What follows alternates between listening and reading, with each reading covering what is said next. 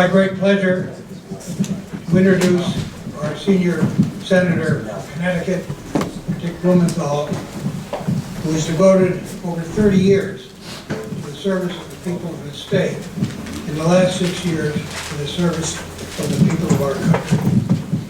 He has a pretty amazing resume, which time won't permit me to do justice to, but just let me give you a few of the highlights.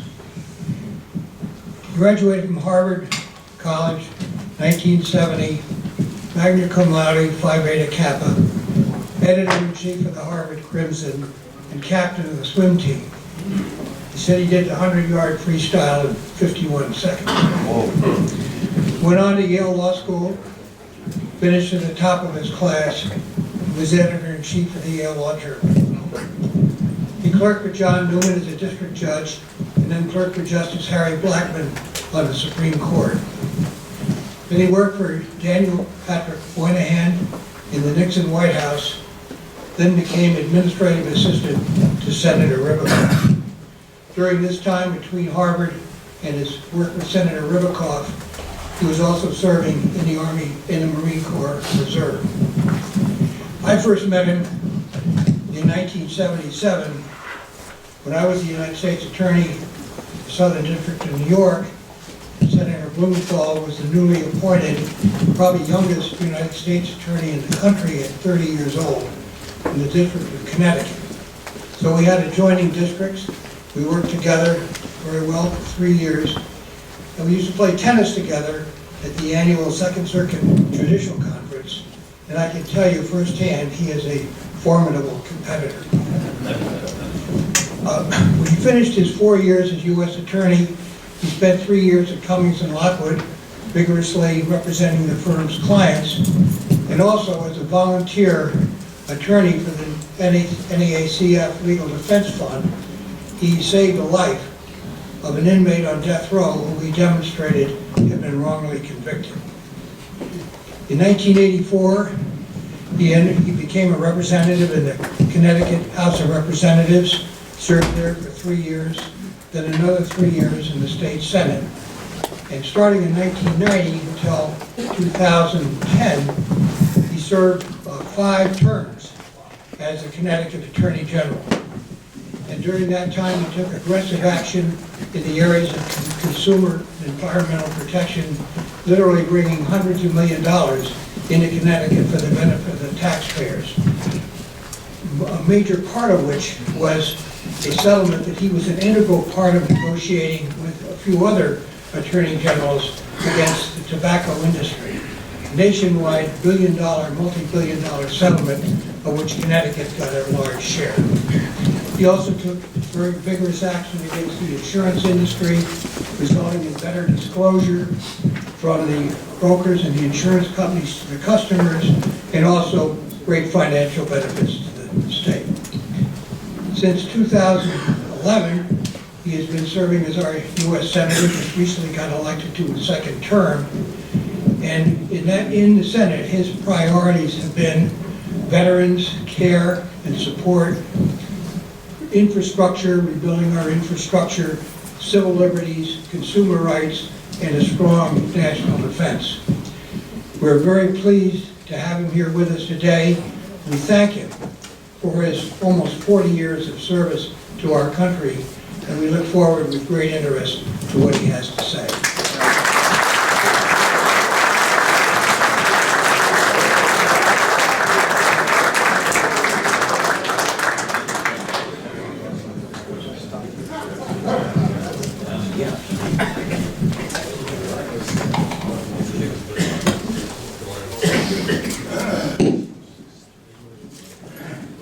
Wonderful. Thank you so much. First of all, let me thank you for having me. I love coming to this group. It's always one of the most articulate and challenging groups. And I say that with love and admiration, but particularly to Bob Fisk. I don't know how many of you know about Bob Fisk. Talk about public service. Bob Fisk epitomizes public service. Many of you know of his involvement locally in Darien on the police commission, all kinds of community activities. He and his wife Janet have lived here for many, many years and been really part of the community's public service DNA. But this guy was my model and mentor as a prosecutor. Most of my 40 years have been spent in law enforcement. And I started watching and learning from Bob Fisk, who was really a legend, is still a legend in New York. I don't know how many of you remember the name Gotti? This guy put him away. He literally not only investigated, but he prosecuted and he tried the case. Now, I learned from him the importance of the guy at the head of the office trying the case. And I know that it's a bit of a digression for me to talk about war stories, but watching him try cases and litigate himself reinforced for me the importance of leading by example. We have a lot of leaders in this room. You know that it's easy to talk the talk. It's a lot harder to walk the walk. And today in public life, we have a lot of people who can make speeches. We have fewer people who can do the kind of work that Bob did in public service, which is not only to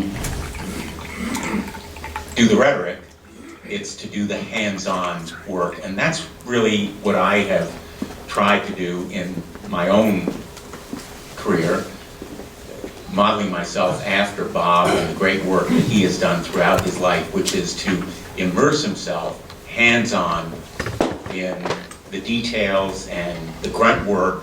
And all of you from your careers, and I know we have a lot of really successful people here, know the importance of leading by example. And in facing the challenges we have today, and I'm just going to talk a little bit about them, and then I'd love to take your questions. I have always found that the best part of this program is not what I have to say, but really answering the questions and maybe hearing from you about some of your views. The challenges we have today, first of all, the economy. You know, the position of this nation in the world, our power on the world scene, the more and more I see of it, the more I travel, the more I learn, depends on our economic prowess, our ability to make stuff, to manufacture, to invent and innovate, to educate a workforce. I have fought for jobs here in Connecticut, and in fact, we are bringing thousands of jobs, manufacturing jobs, to places like Electric Boat, which makes 2 submarines every year. We need to continue the Virginia-class submarine production, 2 a year, and begin also the Ohio replacement, which is the Columbia class. That's the one that is part of the nuclear triad, that is the only really reliable part of our nuclear deterrence. There will be thousands of jobs there. There'll be thousands of jobs at Sikorsky. We're going to be making the new 53K. And there'll be thousands of jobs at Pratt & Whitney, because the F-35, for all the criticisms you may hear of it, is moving forward. It's the plane that's going to provide our nation with air superiority over the remainder of this century. Those thousands of jobs require training. You can't just put an ad in the newspaper and hire welders, engineers, designers, sheet metal workers, the folks who actually put those planes together, the submarines and the helicopters, and the supply chain. You know from your experience, those big plants take parts, they put them together, they assemble them. The supply chain in Connecticut is thriving, and we're going to see a resurgence of jobs in those small manufacturing plants. 50, 100 people. I visited one just yesterday. I visit them all the time. Very exciting to see the kind of work they are doing. But skill training is so important to this economy. We have to figure out how to train those people who are going to do those jobs. The most frequent question I am asked as a member of the Armed Services Committee by the Pentagon about our production here in Connecticut is, are you going to have a workforce? Can we depend on you to provide that skilled workforce to do this work? You're going to need thousands of people. Where are you going to find them?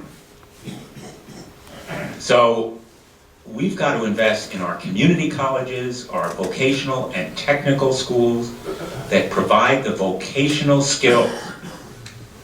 Not everybody is going to go to a 4-year college. And so our economy, investing in people is very important. Investing in our roads and bridges and rail, I don't need to tell anyone here. You know, you've traveled those roads, you have used the rail.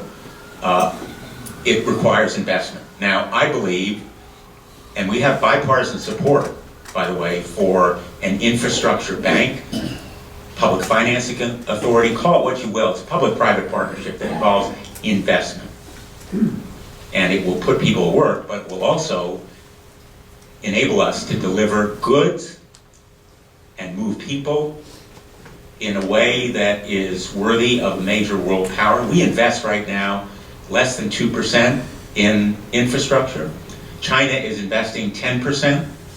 Europe is investing about 5%. We ignore this problem at our peril in terms of economic strength. It's the same as happens with your house. If you let it go, if you don't invest, if you don't repaint, if you don't cut the lawn, if you don't repair the furnace, you're not going to be able to live in it, let alone sell it. And the problems only increase. So you guys know that investment is important in infrastructure. And fortunately, we do have bipartisan agreement on infrastructure, as well as on skill training, and on the need for more manufacturing in this country. Strong bipartisan consensus. We moved some bills through the Armed Services Committee and through the Congress on each of those issues in the past Congress, and we're prepared to do more.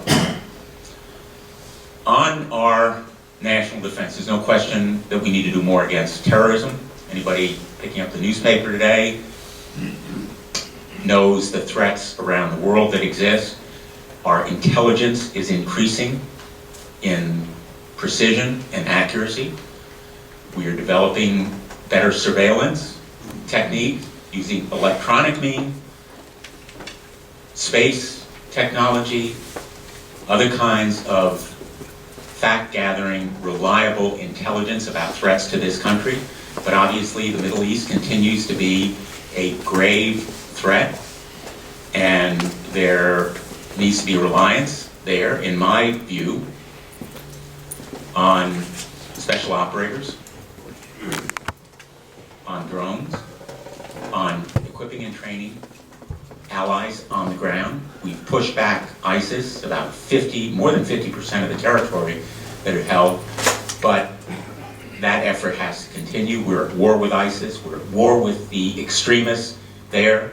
We have to stop them from establishing the kinds of bases that enable them to attack us on 9/11, but also to harden our defenses at home through better intelligence here, and of course secure our borders by vetting more aggressively and accurately people coming into this country. I'll give you one example, the visa waiver program. You know, there's a lot of people focusing on refugees coming into this country. Visa waiver program. Millions of people come here without visas, visa waiver, from the 30+ countries that have that relationship with us. They use their passports. That's all they need. Anybody have an idea how many stolen or lost passports there are around the world? Close to 40 million. They come to this country, all they need to do is show the passport. There are no biometric indicators or information on many of those passports. We all have them on our passports. You look at your passport, you'll see that there are biometric measures there. We need to insist anybody coming to this country on a visa waiver program needs to have a passport that has those verifications. Millions of people coming to this country on visas also overstayed those visas. That's what happened with the 9/11 bombers. They overstayed student visas, Whether they have valid visas or not, if they overstay them, there's no means of tracking them. So these kinds of threats are real and urgent, and I'm hoping they will be addressed, again, on a bipartisan basis. Nothing partisan about these issues. Let me address just a couple more challenges that I see, and they're not maybe the most glamorous. They don't grab a lot of headlines. I serve on the Armed Services Committee. I also serve on the Veterans Affairs Committee. I've had 2 sons who have served. We have 4 children. My oldest son was in the Marine Corps Reserve, and he was deployed to Afghanistan. He's back now, safely. I have another son who is serving now in the Navy. I don't know where he is because he does that kind of work. I have a blue star on my lapel. Most people look at that blue star and they say, what is that? The flag of Connecticut? Most people have no idea that a blue star is worn by families who have a spouse or a son or a daughter, a loved one, who is actively deployed. Less than 1% of our nation has been involved in the longest war in our history. The 1% involved have been deployed multiple times. I was talking last Sunday at the welcome home ceremony for one of our National Guard units to a colonel who's been deployed 4 times. He has 2 children. Each time has been a year. He's retiring after those 4 deployments, but think of the burden on his family of those deployments, and think of the burden on him. Many of our veterans coming out of combat now have post-traumatic stress. A third to a half suffer from that invisible wound. We're saving more of the wounded who are hit on the battlefield. Combat medicine has advanced beyond what could have been imagined just 10 years ago. We're saving those men and women, but they still have those wounds. They've lost legs or arms, and they too suffer from post-traumatic stress. We have an obligation to do more for our veterans.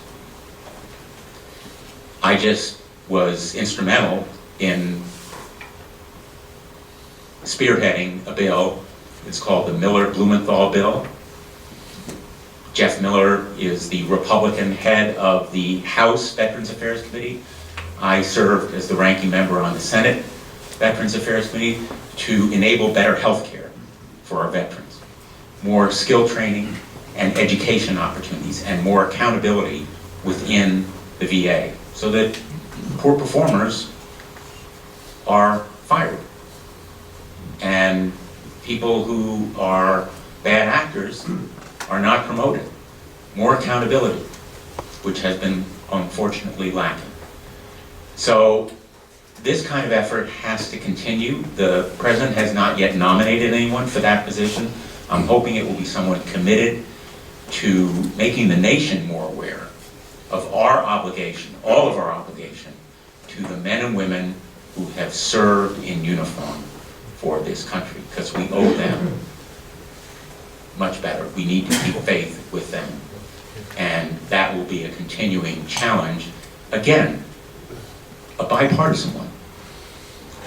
I'm emphasizing the bipartisan causes because I think they are what will bring us together. And if I have one hope, overriding hope, it is that this country will come together.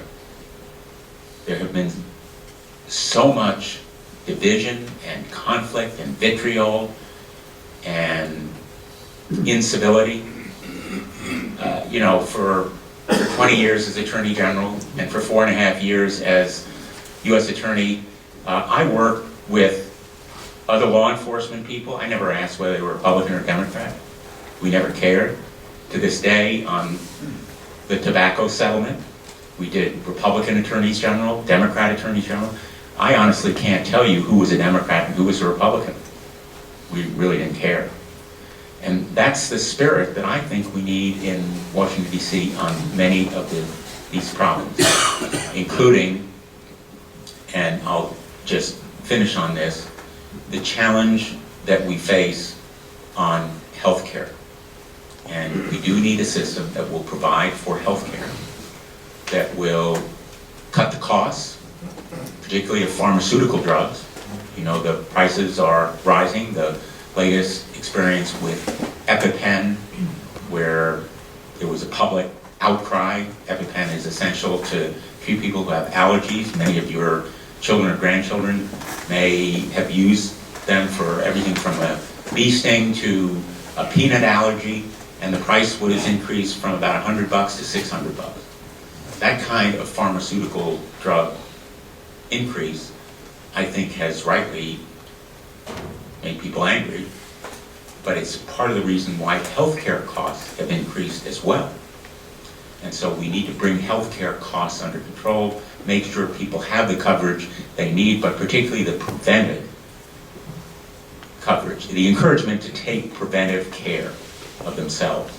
Obesity, smoking, these are the issues that lead to other kinds of problems, and again, increase the cost of healthcare in this country. So what's needed is, more than the fight about the Affordable Care Act, a strategy for really enabling better healthcare and increasing the public health quality of this nation. I know there are a lot of other issues on your minds. I'm going to stop there and just say finally, I want to thank you for having me today, for helping me with ideas and suggestions throughout the years. They've been very, very valuable. I think the most important thing a public official does is to listen.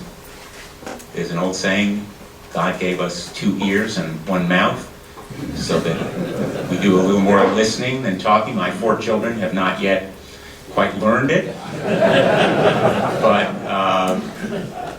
I do a lot of listening, and it's the most important thing I do. So thank you for listening to me today, and I'll take a couple questions. Sure. Yes, sir.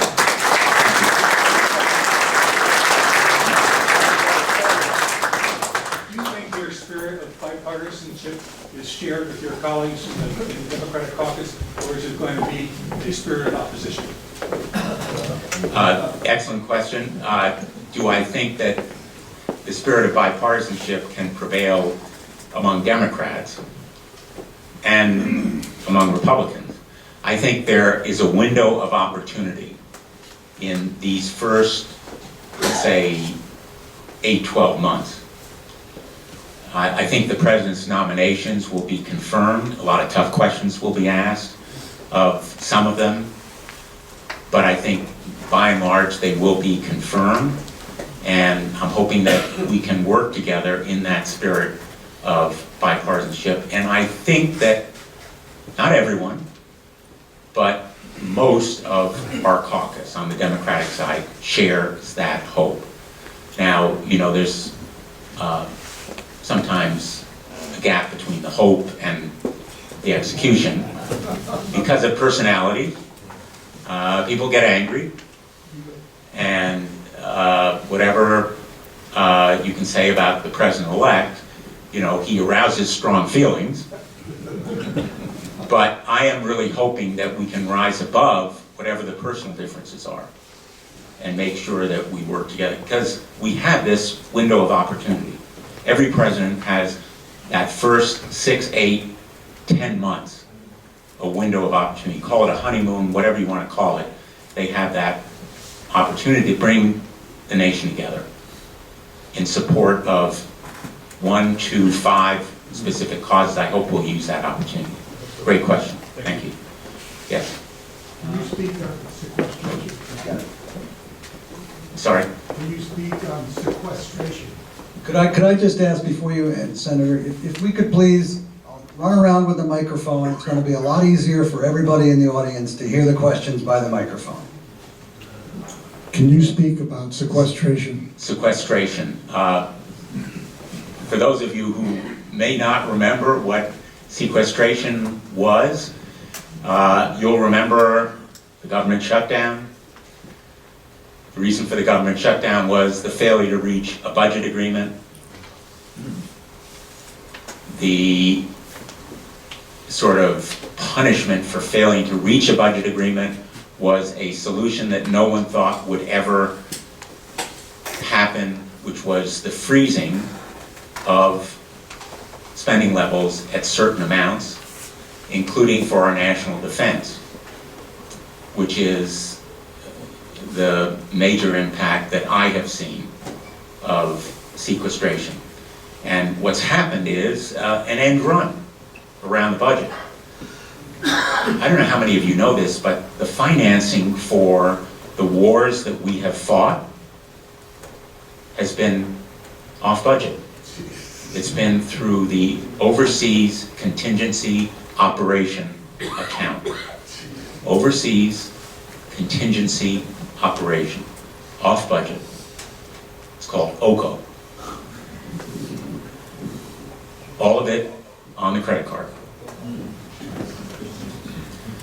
So the way around sequestration has been this kind of smoke and mirrors. And this budget that we passed for the last fiscal year contains money in the OCO account, even though technically we have ended the wars, right? We pulled out our troops. We still have more than 10,000 troops in Iraq and Afghanistan, and our operations, including our aid there, and it's more than $20 billion, is financed through the OCO account. So I think there is an opportunity to end this charade and to make sure that we fund our domestic programs as well and avoid the sequestration effects there, because everybody knows that it is a charade and we have to address it. Thank you. Now, yes. Sorry about that. You were sitting next to each other. That's all right. See, I can't get blamed if you're making the choice. I'll let you make the choice. There seems to be almost universal condemnation of Trump's advances to Russia. I don't know what the right word is, advances. I'm going to ask you to suspend reality. You're a Trump advisor. Why is it that we should, make efforts to deal with Putin as a, that's maybe not a pleasant thing to do, but I mean, is there anything to what they're trying to do here, or is it just craziness? I'll give you my personal view, and I very much believe that we have to negotiate with our foes as well as our friends. We have to reach deals. So if I am a Trump advisor, and I recognize we're suspending reality more than a bit, but what I would counsel him is, think back to George Bush, who said he looked in Vladimir Putin's eyes and he saw his soul. And then look at the record.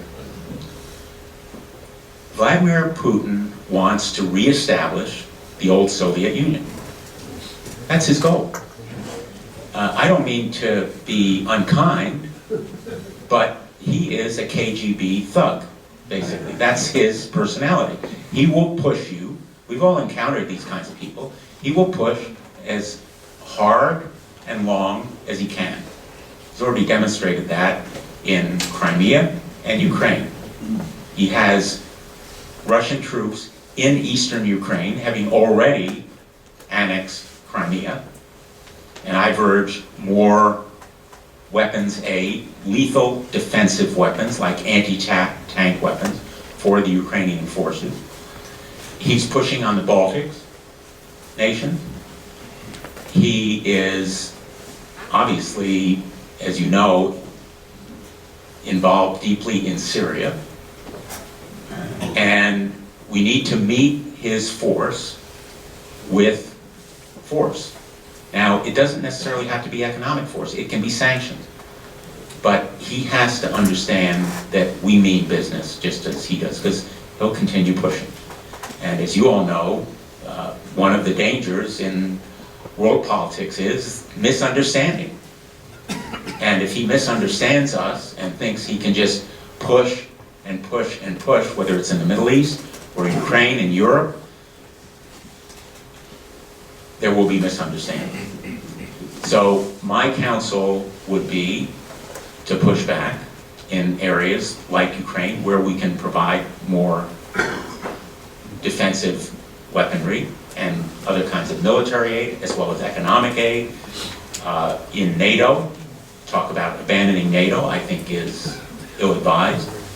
In the Middle East, we need to make sure that Putin understands we're going to have a role in the outcome in Syria. We have been somewhat less assertive than maybe some of us would have liked in that arena, but we can't just let Iran and Turkey and Russia decide what happens in Syria, because it affects our allies there. And my counsel would be that we continue the production of submarines, which are a force that he will understand. The Russians have their own very active submarine development and production effort. We can't ignore other nations that may be threats to us, like China, but we do need to make sure that Putin understands our intentions to defend our interests and to defend our allies. I'm going to let you choose. Okay. Now is my turn. Senator Blumenthal, I appreciate the fact that you spoke in a limited time and opened it up for questions. I think that was very, very good. I have a question about property tax reductions for veterans. It's my understanding that the state of Connecticut does not exclude reserve service. In other words, if you served in the reserve, and if you served for more than 90 days, you can qualify for property tax reductions. But there are other states that discriminate against reserve service, such as New York. If you served in the reserve, you cannot get a property tax reduction. I think that property tax reduction should be a federal regulation and not controlled by states. Is there any way there can be a Blumenthal bill related to something like that? Well, this is an issue close to my heart. I served and my son also served in the Marine Corps Reserve. I think I'm very sympathetic to that idea. In fact, I've actually proposed to a number of my colleagues from states where they don't have that exclusion on the property tax for reserve veterans. I think it's something we can push again. The problem really is, be very blunt with you, that senators are reluctant to interfere with what are regarded as local issues. Property taxes are a local issue, and the question that's put back to them is, okay, you're going to take away that source of revenue? What are you going to substitute? You're so smart? Give us the alternative. And this is, as you know, a minefield. So that's just the political consideration. But I think it's a great idea, and I'm going to reintroduce the measure that we had before. I think it's very important. Thank you. Senator, as you commented, leadership does matter, and I'm just curious how you perceive the change in the Senate Democratic Party leadership from Harry Reid to Chuck Schumer. What do you perceive is going to happen, if anything? Great question. I have tremendous respect for both Harry Reid and Chuck Schumer. They are different personalities. Chuck Schumer's from New York, and he believes in making deals. The president's from New York, and he believes in making deals. So there is the potential that Chuck Schumer, with the New York background and the attitude which frankly, I believe is very, very important. We need to get stuff done.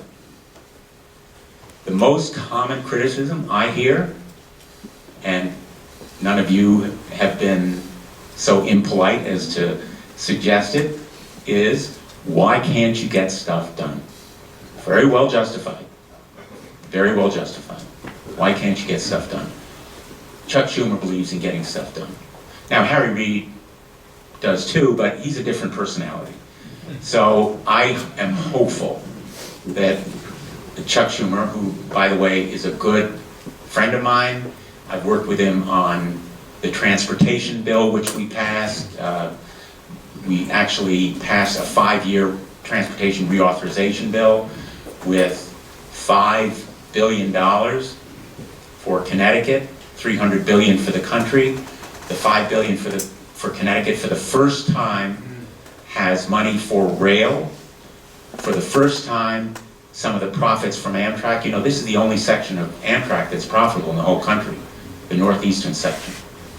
And they've been taking that money away from Amtrak in the Northeast and using it to subsidize the rest of the system.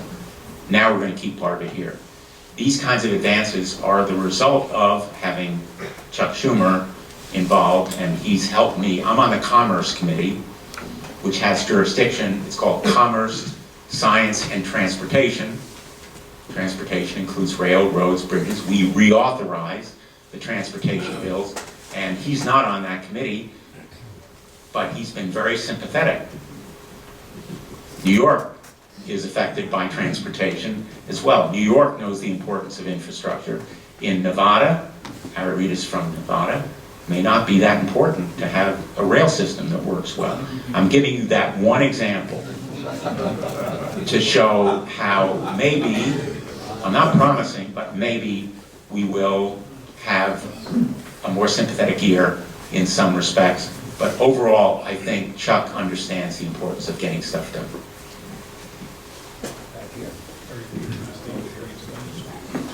Senator, I would make an observation that while defense is necessary and vital, the jobs that are created and the money we spend there is not having the positive impact on GDP over the long term the non-defense kind of expenditures would have. That's just an observation. Well, it's a good observation. Go ahead, sorry. But my question pertains to the state of Connecticut. The state of Connecticut has economic problems beyond belief, and I don't need to go through the litany here about the unfunded pension liabilities and everything that goes with it. There's been a failure on the part of the state legislature to get together and really aggressively bite the bullet and address it. And I have made the observation that it's not at all unrealistic that we could literally go bankrupt at the rate we are going. And will you comment on your role in influencing the state legislature to insist upon fiscal reform, which includes taking on the state unions? Let me first deal with your observation about the defense industry in Connecticut. You know, these jobs, when people are trained to make the Pratt & Whitney most advanced engine that's going into the Joint Strike Fighter, they're also trained to make the commercial engine that Pratt produces. And, you know, Pratt does a lot of military work, but about half of its production is commercial. Makes airline engines for Boeing and Airbus, and that's really important. So those skills are interchangeable, and the facilities and the plants are interchangeable as well. As a matter of fact, Pratt sort of goes back and forth depending on where the demand is. And these thousands of jobs will come to Pratt because of the military contracts, but also because of commercial production. That's true of a lot of defense industry and the innovation and creative advances that take place. I agree with you that relying on defense alone is not the answer. My role in the state legislature is just like your role. You know, I vote, I talk to my state legislator, I talk to the governor. I have opinions on this issue that probably are very much like your own, that we need to establish fiscal soundness for an unfunded pension fund. I've also advocated, by the way, on Social Security, that we need reforms there to make it financially secure. But again, just to be very blunt with you, you know, the normal response of a legislator to me telling them what to do is, well, why don't you get your own house in order? Why don't you go back to Washington and get us some more money? Now, that's somewhat oversimplistic, as you might expect, and uncharitable. But I don't have the ability to either dictate or even influence in many ways, as much as you might think what our state legislature does. So that is my role. I do everything possible. As a matter of fact, I talked to the Secretary of Transportation literally yesterday afternoon, try to get $85 million for the Charter Oak interchange, rebuilding that interchange, which is 91 and 84 intersect in Hartford. The state is investing in it. We need federal investment. I view that role as very important. Bringing dollars back, bringing industry back, making sure we have tax reform. We haven't talked about tax reform, but we urgently need it. I have a lot to do without telling the state legislators what they should be doing, but I make my views known whenever I can. One more on this side of the room, and then I'm coming over. Senator, it seems to me we're in a Herculean struggle between balanced budgets and deficit spending. And if I listen to Donald Trump for the last 6 months correctly, he wants to do something very, very major, which is going to cost a lot of money.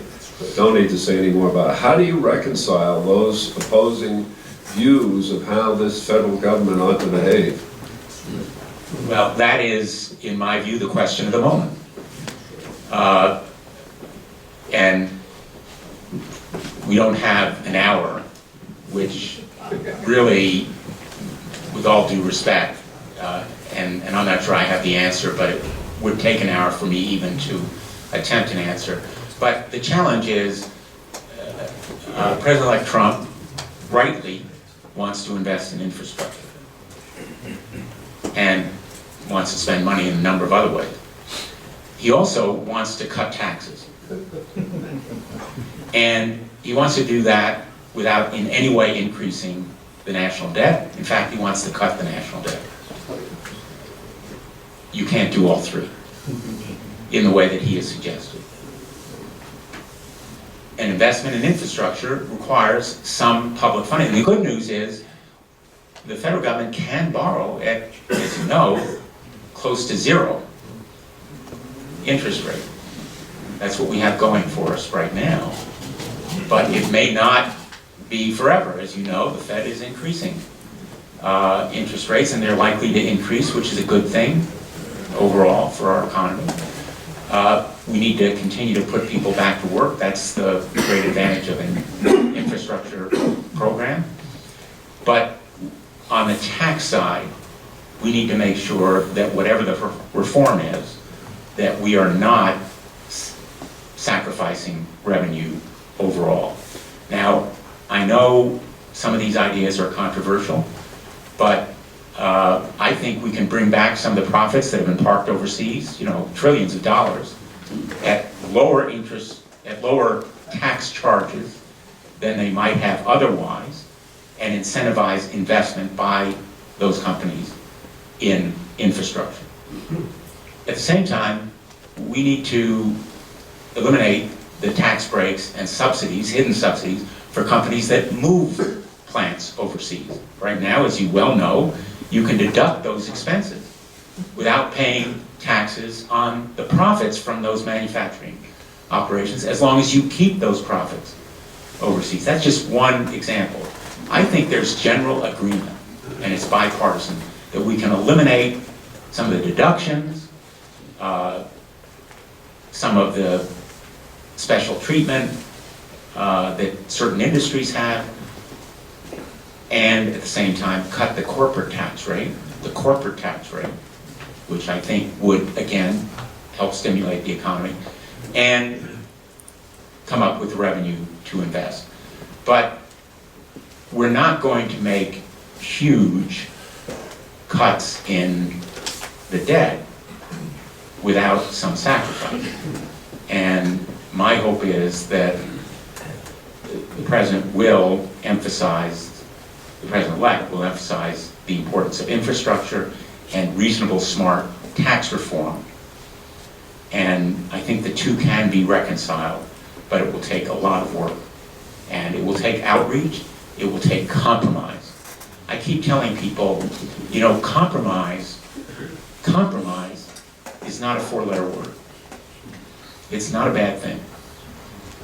We live in a political environment where both sides play to their base, which is in some ways the result of our campaign financing system.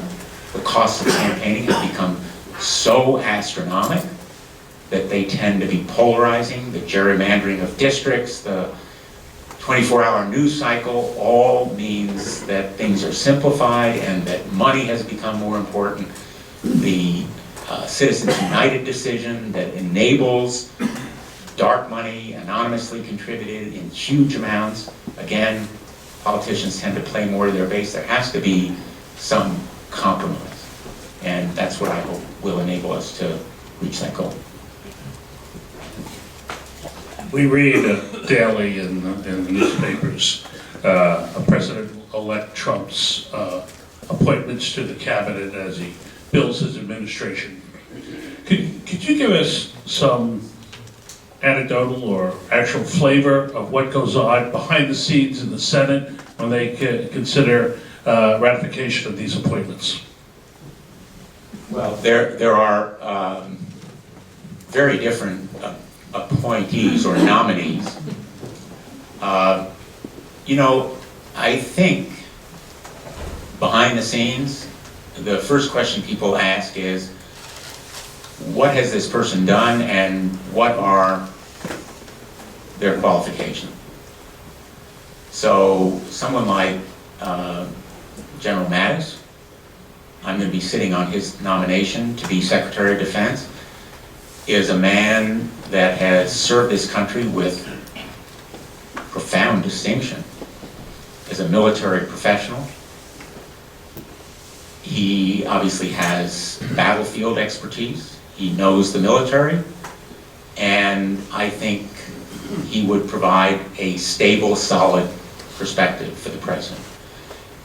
One thing, you probably know this, so I'm not telling you anything you don't know, but the most cautious and careful of our leaders on whether to commit this country to war and hostility are often the generals. They know the costs of war. They know the human costs of war, as well as the dollars and cents costs of war. And my hope is that maybe General Mattis will provide a moderating voice, but we also are wrestling with a statute that says that no Secretary of Defense should be a military person who has been out of the military for less than 7 years. Now you remember George Marshall was the last general who ran the Department of Defense, and in the wake of his service, a statute was passed that initially made it longer, was reduced to 7 years. So the question will be, should we waive that requirement for him, for Mattis? And we're debating that. We're kind of wrestling, very decent, distinguished nominee, principle of civilian control over the Defense Department. It's a bedrock principle in this country. The generals don't run the Department of Defense, civilians do. That's an important principle in this country. George Washington believed in it so strongly that he declined to be president right after he served as a general. So we're wrestling, this is a bipartisan issue. Another example, Rex Tillerson, nominee to be Secretary of State, obviously very accomplished businessman. He's produced great results for ExxonMobil. He spent his entire career there, negotiating deals around the world with totalitarian governments, doing what's right for ExxonMobil. Not always what is in the best interests of the United States. Now you can argue his commitment was to the shareholders of ExxonMobil. Both sides of the aisle have questions about his relationship with Putin. We talk about the dilemma this country is going to face in dealing with Putin. Is he the right man, given that he has received awards, that he boasts of his personal relationship with Vladimir Putin, and his continuing interest in the success of his company and the oil industry, the right man for that job? As you well know, my colleagues, Senator McCain and Senator Graham, who are good friends, I've traveled with them, I know them well, they've raised some questions. We talk about this issue. And we talk about the issue of the investigation into Russian hacking. I have strongly supported an investigation into the cyber attack. Make no mistake, this was a cyber attack on the United States. Every bit as hostile, every bit as real as a military attack on one of our bases. And this whole area of defense, cyber, is probably one of the greatest threats. Some of our military people think it is the greatest threat. Cyber attack and cyber espionage, theft of our confidential trade secrets, and also the attempts to infiltrate all our institutions, financial, utility, medical, and disrupt them. And the attack by the Russians was to disrupt our democracy and destabilize it.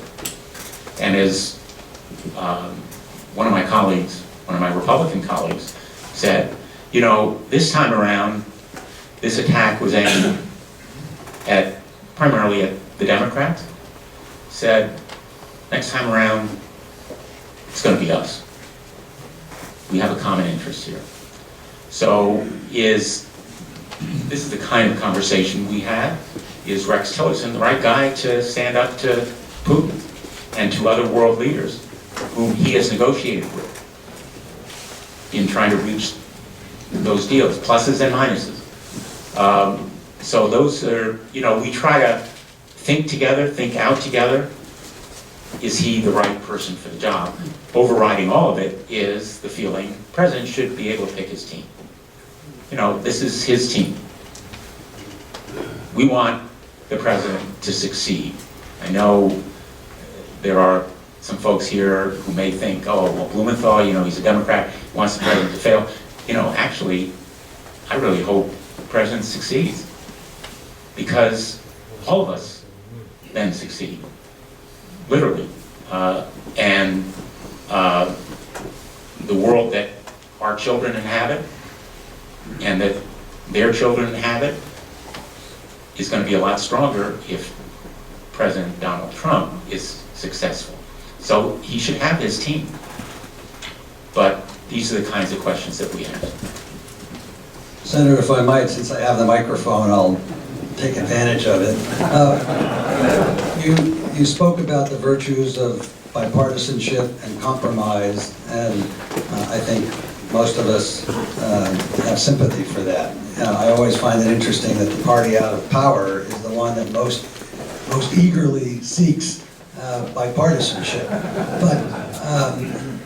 But we were talking earlier about the difference between Harry Reid and Chuck Schumer, and Harry Reid, in fact, when he was majority leader, changed a lot of the process that took place in the Senate that many argue hurt the chances of bipartisanship and compromise. I wonder, since that was your early days when you joined the Senate, I wonder if you could just comment on how the process in the Senate and the process for committees and looking at legislation in some sort of respectful way kind of got blown up, in a sense, in 2008, 2010.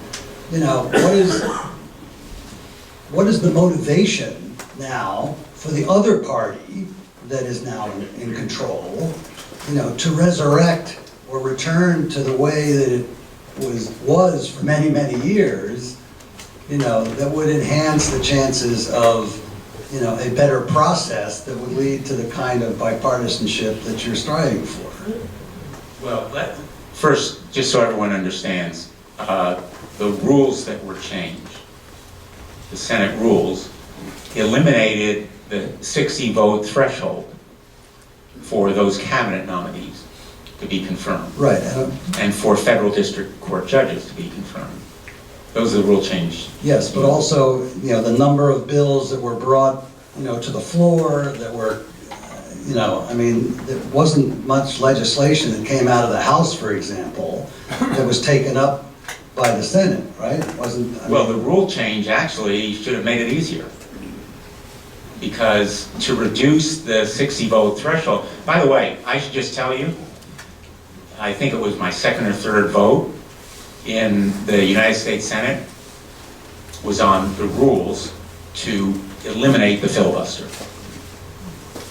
Now, my Democratic colleagues, the guys who've been there for a while, and remember, we were in the majority then, they said to me, that's really a bad idea. You're going to want to block things.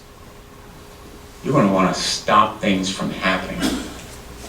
And you're going to be in the minority someday. Of course, I wasn't thinking about that. But I would do the same again today.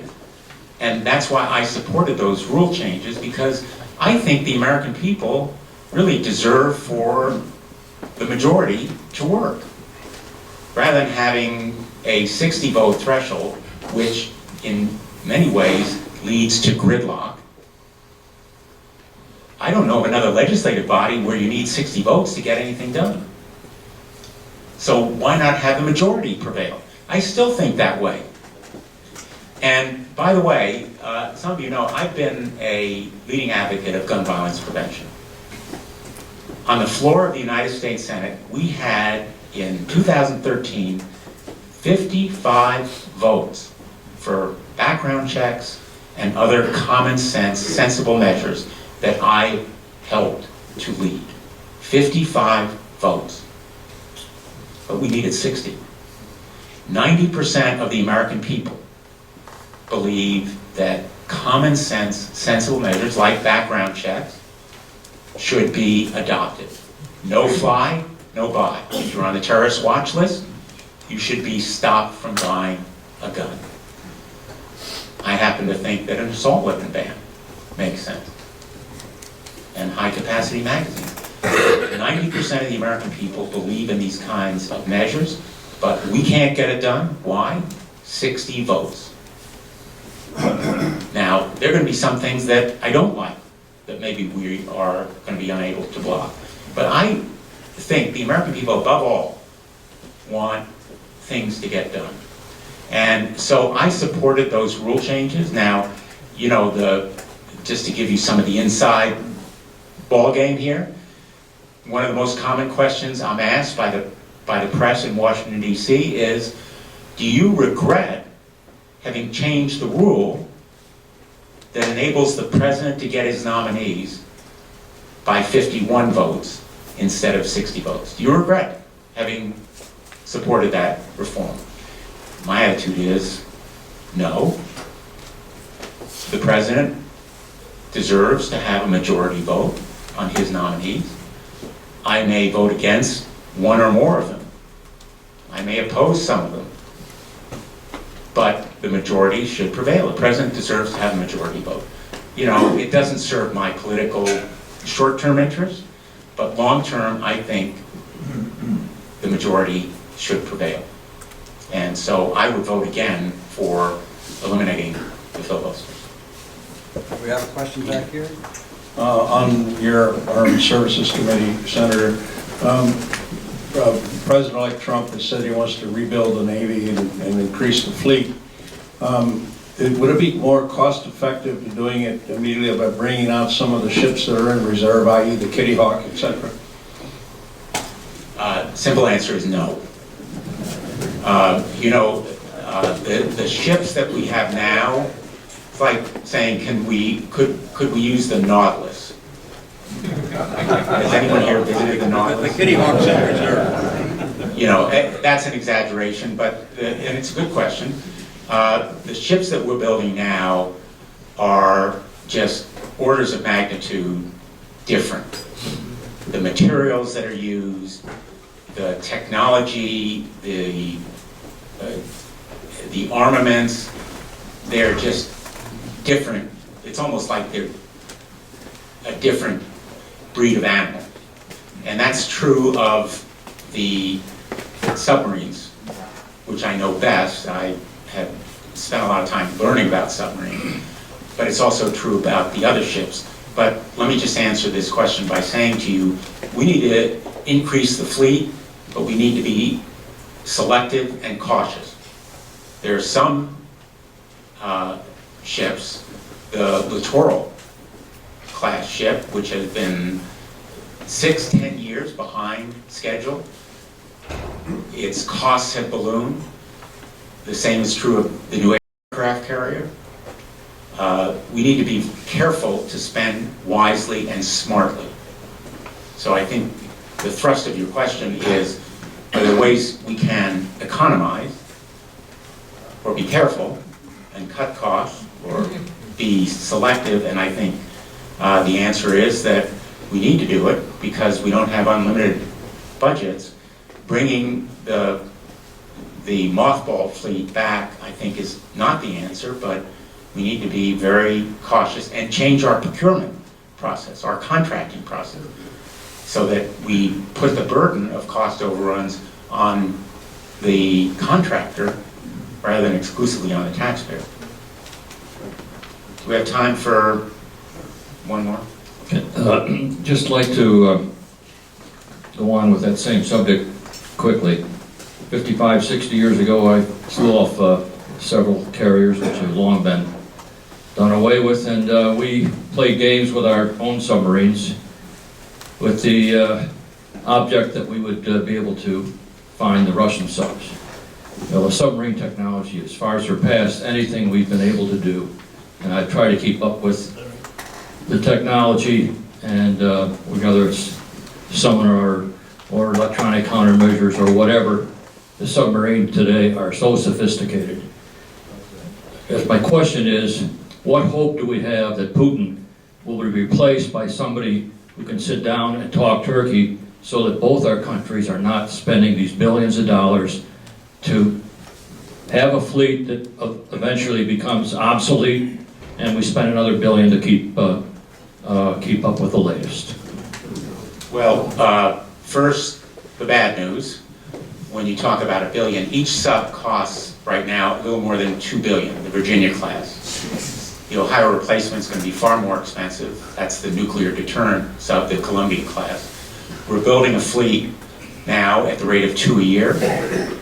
And you're right that our submarines are more than just weapons platforms to monitor other submarines, which they do, or to fight undersea, which they do. They have torpedoes. They also launch Tomahawk missiles. They launch special operators.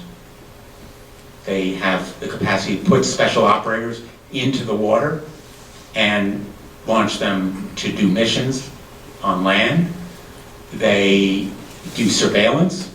They can launch surveillance operations in the air, and they can do it electronically.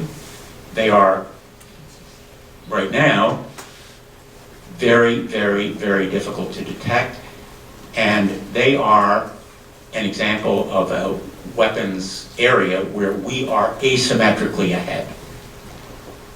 And it's also an area where we have competition from the Russians, but now also increasingly from the Chinese and from other countries. Now, they're not going to be able to produce a submarine like the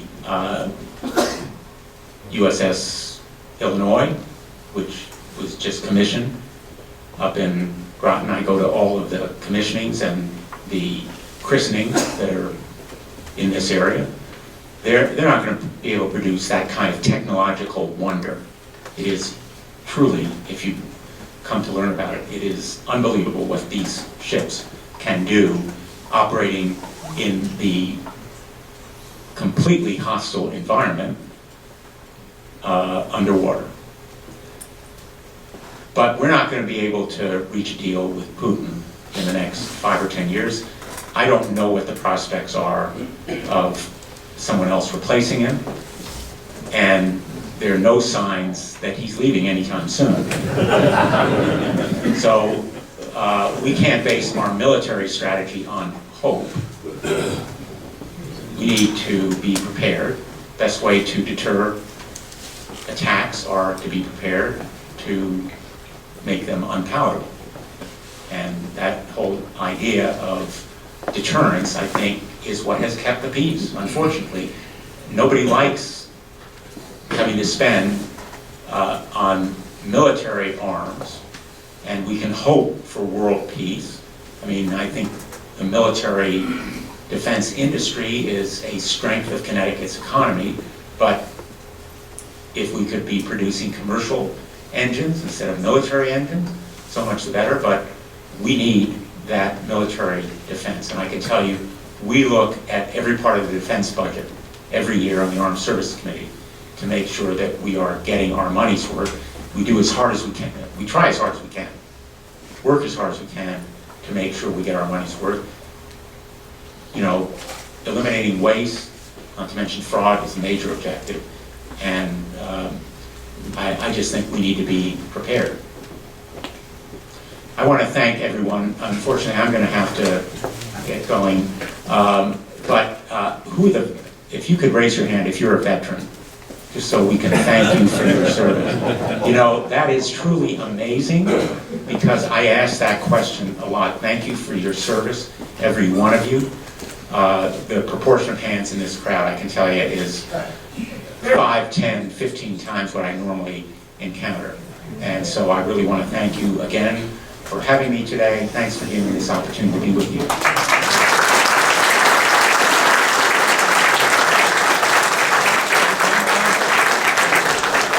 behalf of all of us, again, once again, we thank the Senator for his great public service to our state and our country, and we thank him for his direct, candid, and informative answers.